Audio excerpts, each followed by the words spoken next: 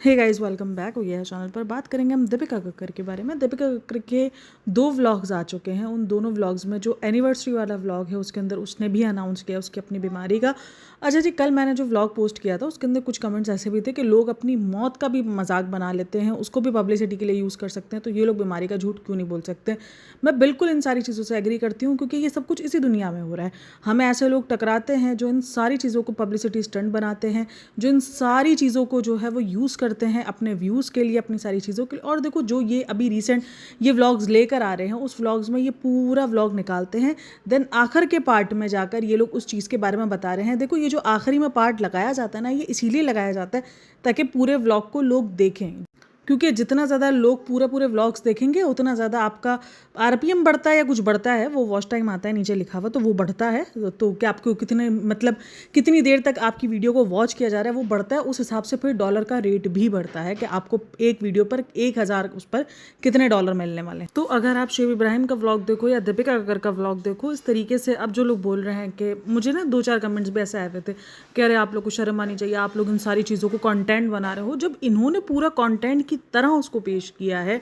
जिस तरीके से अगर कुछ ऐसी बात होती है ना जो आपने थंबनेल और टाइटल में लगाई होती है जिसको देखने के लिए लोग क्लिक करेंगे, वो हमेशा आखिर में बोली जाती है, तो इसी तरीके से वो उन्होंने सारे काम किए। तो जब वो अपने कंटेंट को भरपूर चीज़ में बेच रहे हैं, अब अगर आप देखो कभी भी एनिवर्सरी का व्लॉग दीपिका के व्लॉग में आता ही नहीं, दीपिका के चैनल पर आता ही नहीं, क्योंकि दीपिका के चैनल को भी रिवाइव करना है। अब वो रिवाइव कैसे होगा? अब वो रिवाइव ऐसे ही होगा, मतलब उधर एनिवर्सरी का भी व्लॉग ताकि लोग ये देखने के लिए भाई इतनी बड़ी बीमारी के बाद वो एनिवर्सरी कैसे सेलिब्रेट कर रही है, वो क्या कर रही है, ये सारी चीज़ें। और जो बीमारी इतनी ज़्यादा सीरियस है जिस पर इसने कहा कि डॉक्टर ने ऑलरेडी मुझे इन सारी चीज़ों के लिए प्रिपेयर करके रखा हुआ था कि ये सारी चीज़ें आ सकती हैं, तब भी इतनी बद एहतियाती क्यों? सबसे ज़्यादा यूज़ जो इनके घर में होता है वो प्लास्टिक का होता है, वो पॉलीथीन बैग्स का होता है, जो कि सबसे ज़्यादा खतरनाक होता है। मतलब नॉर्मल इंसान को भी मना किया जाता है कि वो चीज़ें यूज़ ना करो, और ये तो ऑलरेडी एक ऐसी बीमारी से जूझ रही थी जिसके अंदर ये सारी चीज़ें खतरनाक है।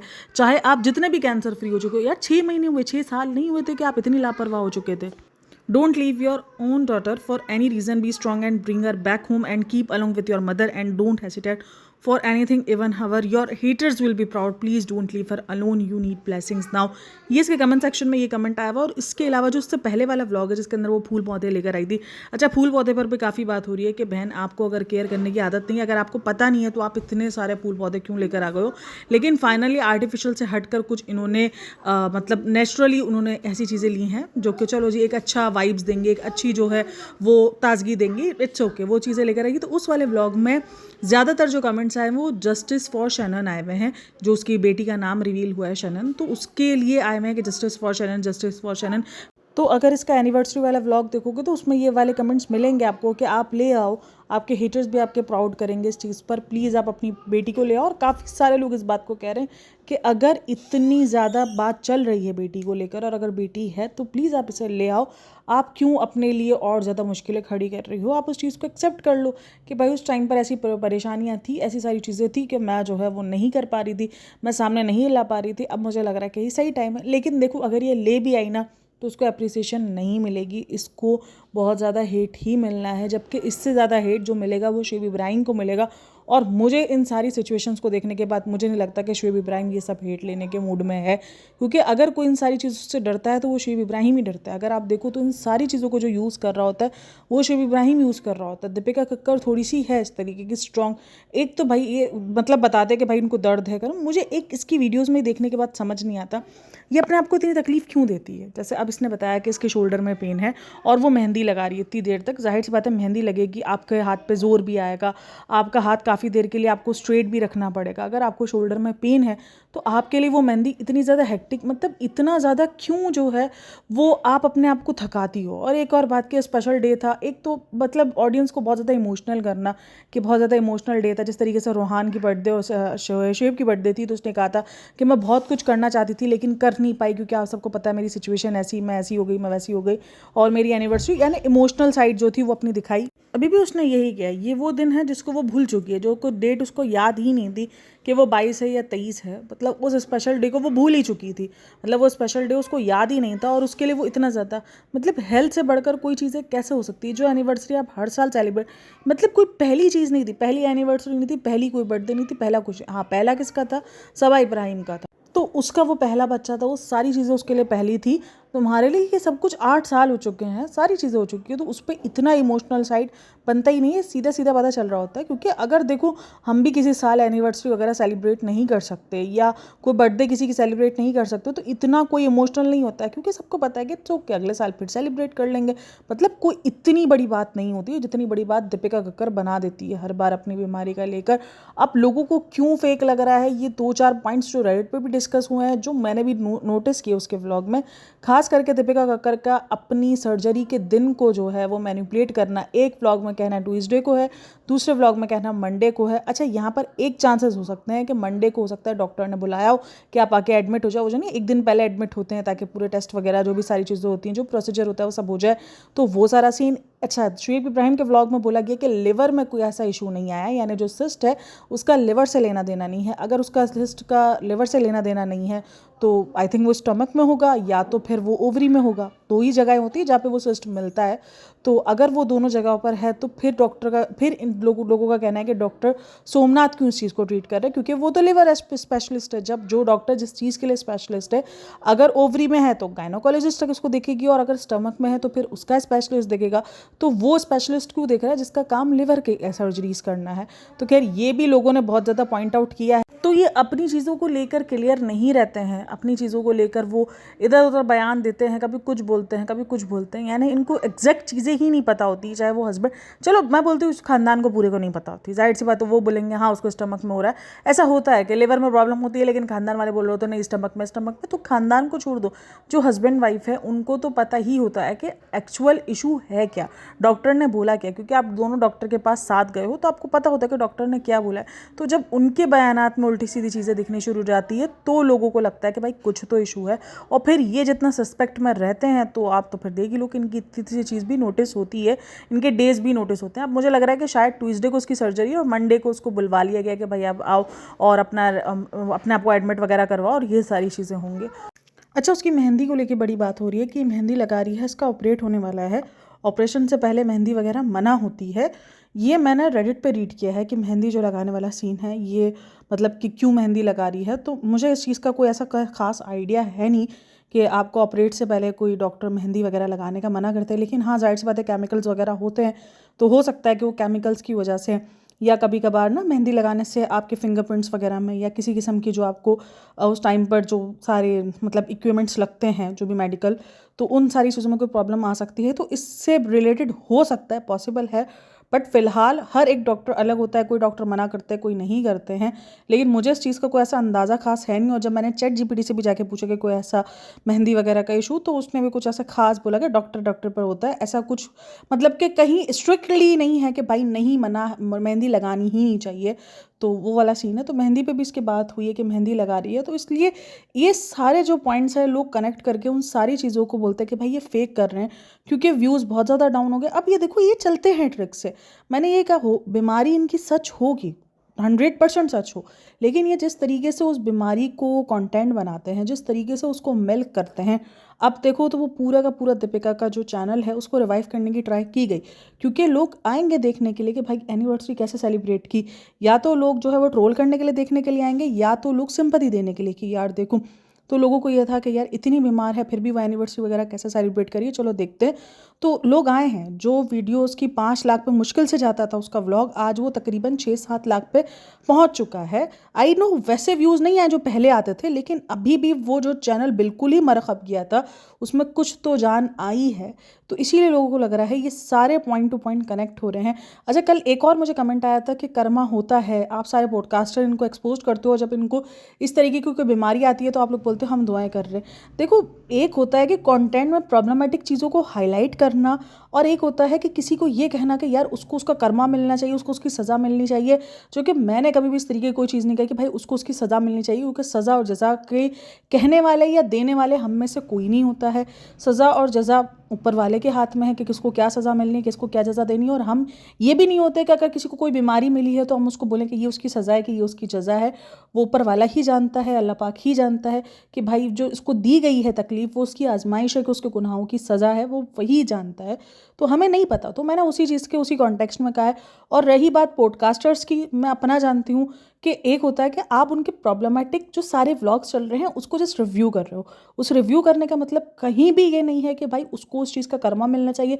सबा इब्राहिम बहुत ज़्यादा गलत करती है, देखो उसने रिज़ा की ज़िंदगी के साथ जो, तो उस पर भी कभी हमने ये बात नहीं कही है। तो पॉडकास्टर्स अगर कभी दुआओं का बोलते हैं या कभी कहते हैं कि भाई उनके लिए भी दुआ करनी चाहिए या इनके साथ बुरा नहीं हो, तो ये हिपोक्रेसी बिहेवियर नहीं है। कहीं भी ये नहीं कहा गया है कि भाई इनके साथ बहुत ही बुरा से बुरा हो। भाई ये नहीं होना चाहिए। क्यों बुरा से बुरा हो?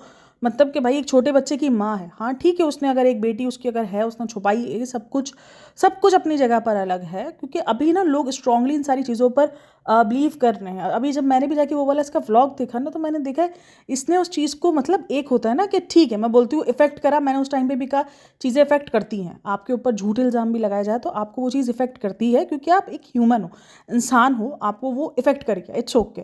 लेकिन जिस तरीके से वो डिनाई कर रही है, जिस तरीके से वो डर डर के डिनाई, मतलब एक चीज़ अगर नहीं है, अगर कल को कोई मेरे बारे में या किसी भी पॉडकास्टर के बारे में आके बोलता है कि इसकी एक पहली बेटी है, मतलब छुपाई हुई उसने बेटी है, तो अव्वल तो हमारी ज़िंदगी पब्लिक नहीं है, लेकिन अगर फिर भी ऐसा कुछ होता है या कोई भी ऐसी बात, चलो मैं बोलती हूँ पब्लिक छोड़ दो, या कल को कोई भी निकल कर आता है कि भाई इसकी शादी हुई हुई है, इसने झूठ बोला हुआ है कि इसकी ये अनमैरिड है, तो वो उस चीज़ को आकर पब्लिकली बहुत ज़ोरों शोर से डिनाई करेगा। अब अगर आप शबनम जी के केस में देख लो, शबनम जी का जब बोला गया था आज की चर्चा को, तो उन्होंने डिनाई उस तरीके से नहीं किया था, उन्होंने बड़े घुमा फिरा के डिनाई किया था कि भाई हाँ ये है, ये वो है। क्योंकि अगर वो चीज़ रियल होती और अगर वो उसके हस्बैंड नहीं होते आज की चर्चा, तो वो परफेक्टली आकर जिस तरीके से वो आकर रिप्लाई करती, वो बनाती इस तरीके से, तो उसी टाइम पे लोगों को डाउट हो गया था कि ये कुछ ना कुछ छुपा रही हैं, क्योंकि ये पब्लिकली सही तरीके से डिनाई नहीं कर पा रही हैं।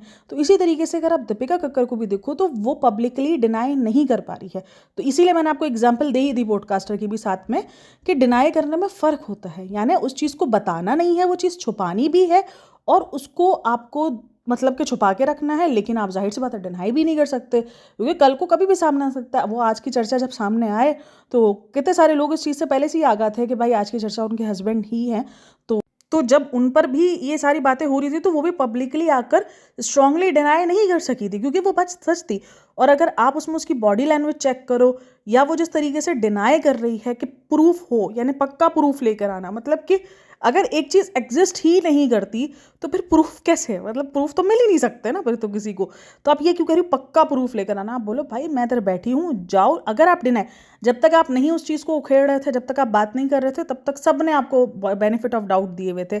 जब आपने आकर उस चीज़ पर बात की तो फिर आपको एक स्ट्रांगली एक्शन दिखना चाहिए था, जिस तरीके से आपने अपना स्ट्रांग रिएक्शन दिया था जब वो वाली बात हुई थी कि वो जो नहीं गिर रही थी और उसको आदमी ने पकड़ा था और उस पर इसने आगे स्ट्रांगली एक्शन दिया था कि आपको नहीं पता बैक की स्टोरी है, आपको क्या पता कि क्या हुआ है क्या नहीं हुआ है, वो बैक पर पहले क्या कर रहा था। जिस तरीके से आकर उसने स्ट्रांगली एक्शन लिया था और स्ट्रांगली बिहेव किया था कि भाई वो उस चीज़ पर पुख्ता थी कि उसके साथ कुछ हुआ है, जिसको लेकर वो बड़ी जो है वो आई थी सामने। तो इसी तरीके से इतनी बड़ी बात को वो इस तरीके से डिनाई कर रही है कि लोग, क्योंकि अभी क्या हो रहा है कि लोग उसको जाके देख रहे हैं उस वीडियोस को दोबारा। मैंने खुद उस वीडियो को दोबारा देखा तो मुझे लगा कि यार कुछ तो झूठ है, मतलब अगर किसी का ये बात झूठ हो तो वो तो स्ट्रांग आके बोलेगा अरे चलो झूठ बोल रहे हैं, कोई ऐसा सच वच नहीं है, लेकर आओ सामने प्रूफ, मैं देखती हूँ।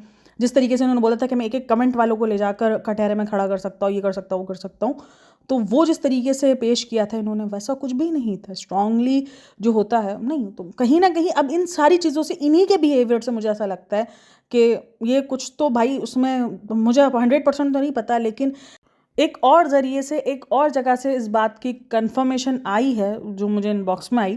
खैर मैं इन सारी चीज़ों पर बिलीव नहीं करती हूँ। अब देखो प्रूफ के नाम पर मुझे भी पता है कि किसी के पास कोई पिक्चर्स नहीं होंगी, उस टाइम पर इतना पिक्चर्स के ज़माने नहीं थे, इतना सब कुछ नहीं था कि भाई वो पिक्चर्स है या इस तरीके की सारी सिचुएशन है। तो बहरहाल खैर ये सारी चीज़ें चल रही हैं, पर इनकी ही बॉडी लैंग्वेज से अगर मैं देख रही हूँ, जाके नोटिस कर रही हूँ, तो वो डिनाई इनका है ही नहीं।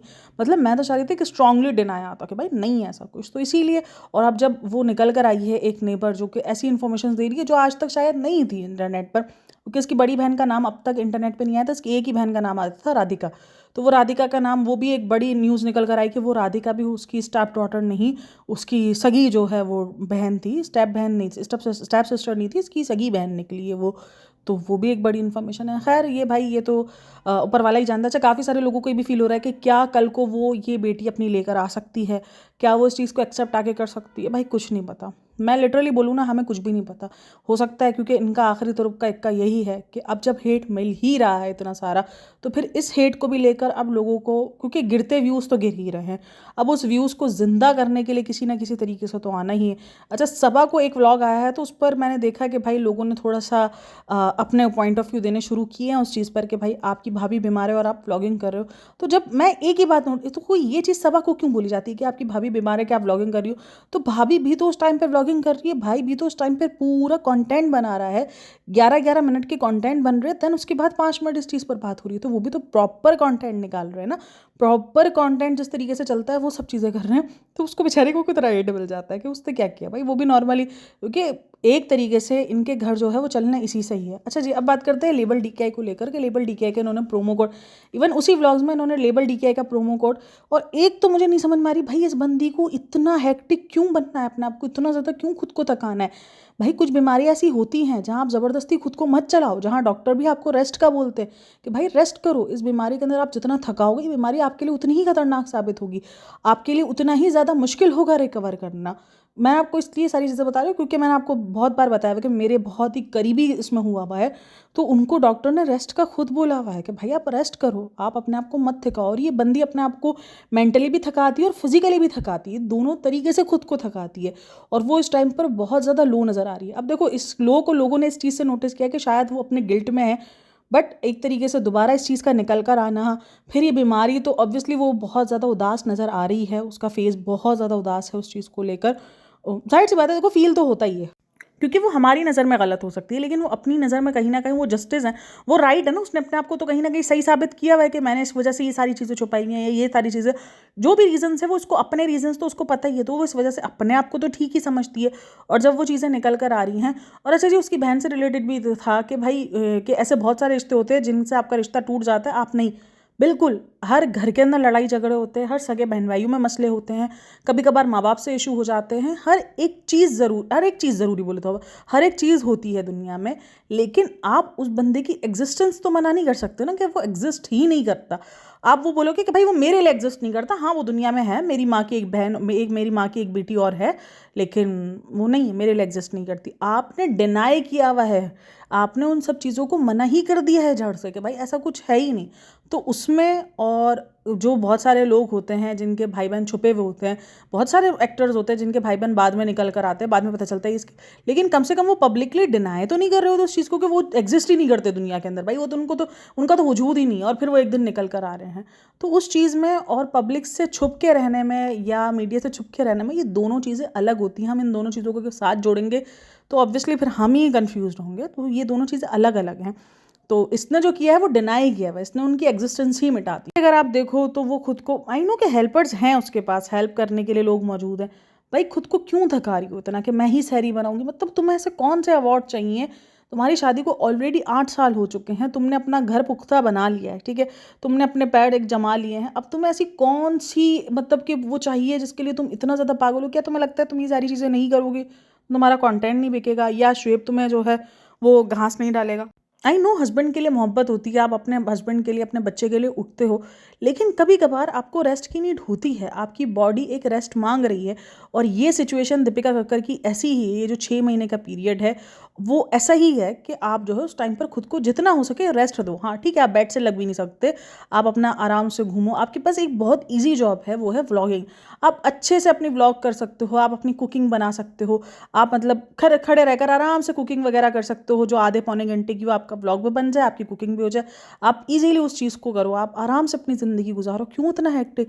एक तो ये लेबल डीकेआई जो कि चल भी नहीं रहा है, ऊपर से उसके लिए इतना पागल होती है, इधर जाना उधर जाना, सारी चीज़ों को कवर करना, सब देखना। भाई है तो सही ना, वर्कशॉप जाना तो पड़ता है ना। मैं ये तो नहीं बोलूँगी बिल्कुल इसने छोड़ा हुआ है, जाहिर सी बात है रोज़ नहीं जा रही होगी, लेकिन हर दूसरे दिन भी तो जा रही है ना, खुद को पूरा पूरा दिन लगाना, मार्केट्स घूमना, ये लेकर आना, फ़ोटो शूट्स करना, ये सारी चीज़ें, ये सब हेक्टिक होता है। ये कोई सबको हमको दिखने में लग रहा होता है कि यार 2-3 मिनट का ही तो है, लेकिन उसमें पूरे-पूरे दिन लग जाते हैं और थकन होती है। और जब आपकी बॉडी एक बीमारी से गुज़र रही हो तो आप ऑलरेडी बहुत ज़्यादा थक जाते हो। तो मुझे इसको देखकर एक ही चीज़ फ़ील होती है कि ये खुद को इतना क्यों थका रही है, जबकि ये नॉर्मली ज़िंदगी गुज़ार सकती है। और शुएब इब्राहिम, भाई शुएब इब्राहिम का एक अलग ही है, मतलब कि उसमें भी वो लेबल डीकेआई का डाल रहा है कि लेबल डीकेआई की जो है वो अनाउंसमेंट करनी थी, क्योंकि आपको पता है कि ये व्लॉग तो लोग देखने के लिए आएंगे ही, तो इसमें भी आप अपना प्रमोशन कर लो। ये किस किस्म की मतलब हरकतें हैं, मुझे तो ये समझ में नहीं आ रही। आप बंद नहीं करो, आप उसको कुछ दिन का गैप दे दो कि भाई नहीं, अभी मेरी तबीयत भी ठीक नहीं है, मुझे एक रेस्ट मोड चाहिए।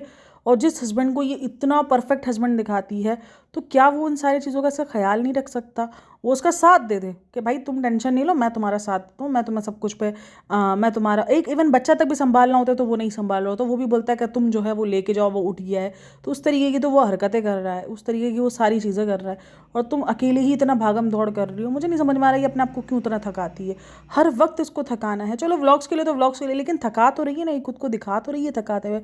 अभी भी देखो हाइजीन का दूर दूर तक लेना देना नहीं है, वो ही एक ही स्पून से हर एक बंदा खा रहा है। आई नो ये कैंसर जैसी बीमारी को स्पून से ट्रांसफ़र नहीं होती है, बट फिर भी आप इस वक्त एक इन्फेक्शन के अंदर हो, आपका इन्फेक्शन किसी और को नहीं लगेगा, लेकिन ये किसी और के इन्फेक्शन आपकी बॉडी को इस वक्त बहुत जल्दी अट्रैक्ट कर सकते हैं। आपकी बॉडी इस वक्त बहुत बहुत बुरे दौर से गुजर रही है ना, तो उस चीज़ पर आप ध्यान रखो। हाइजीन का दूर दूर तक लेना देना नहीं। वो सेम दुपट्टा जो वो 2 दिन से पहन के घूम रही है, 3 दिन से, वही सेम दुपट्टा उसने पहना हुआ है, वही ऊपर नीचे खुद को इतना बद एहतियात स्ट्रांग बनने के चक्कर में ना कभी कभार औरतें अपने साथ ज्यादतियाँ कर जाती है कि हम स्ट्रांग हैं, हम स्ट्रांग हैं। भाई बॉडी को नीड है, दो उसको ज़रूरत आराम की। मत बनो टार्जन की औलाद, नहीं हो टार्जन।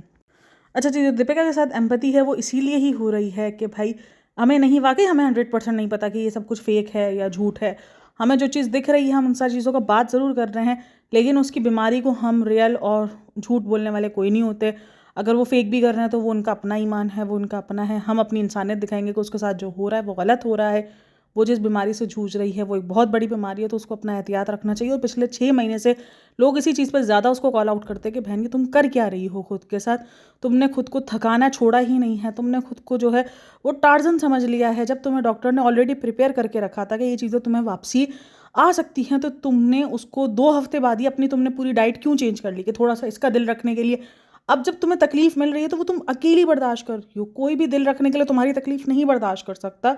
सब अपनी अपनी ज़िंदगियों में मस्त है, सब अपनी अपनी ज़िंदगियां गुजार रहे हैं, जबकि तुम्हारी बीमारी की वजह से वो चिढ़ भी रहे होंगे ज़्यादातर, खास करके सबा का तो जहाँ तक है, क्योंकि वो अपने व्लॉग्स अब प्रॉपर तरीके से खुले आम तरीके से जो है वो अपने व्लॉग्स में नहीं दिखा सकेगी वो ठीठी ठाठा, क्योंकि उसके व्लॉग्स में लोग देखने ही यही आते हैं ना, कि उसके व्लॉग्स में आपको पता है कि रेहान दिख रहा है, रज़ा दिख रही है, और ये लोग सब दिख रहे हैं, हंसी मजाक इनके, मतलब एक दूसरे के साथ इंजॉयमेंट, घूमना फिरना, तो वही सारी चीज़ें तो है, तो वो उस सारी चीज़ों के लिए उसका बंद होगा। तो ये सारी चीज़ें तुम अपने लिए तुमने नुकसान किया, तुमने अपने पैरों पे कुल्हाड़ी मारी है, तुमने अपने आप को सीरियस लिया ही नहीं है।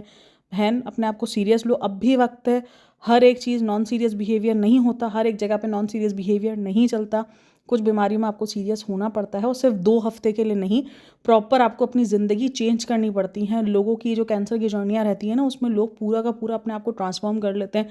वो जो लाइफस्टाइल जी रहे होते हैं और उसके बाद जो उनका लाइफस्टाइल होता है वो बिल्कुल चेंज हो चुका होता है, क्योंकि ये कोई हफ्ते 1.5 हफ्ते की बीमारी नहीं है। इनको इस बीमारी से रिकवर होने में सालों लगते हैं। खैर अपना बहुत सारा ख्याल रखना, मिलते हैं नेक्स्ट वीडियो में। और अगर आप भी किसी ऐसी बीमारी से जूझ रहे हो तो प्लीज़ खुद को लाइटली मत लो। आपकी बॉडी रेस्ट मांग रही है, उसको रेस्ट दे दो। मत सोचो किसी के बारे में कि किसी ने क्या बोलना है, किसी ने क्या नहीं बोलना, क्योंकि अगर आप तकलीफ़ में होगे तो वो सिर्फ आप होगे, यहाँ कोई आपकी तकलीफ़ नहीं बर्दाश्त कर सकता, वो पॉसिबल ही नहीं है। तो खैर अपना बहुत सारा ख्याल रखना, मिलते हैं नेक्स्ट वीडियो में। तब तक के लिए टेक केयर, बाय बाय, अल्लाह हाफिज़।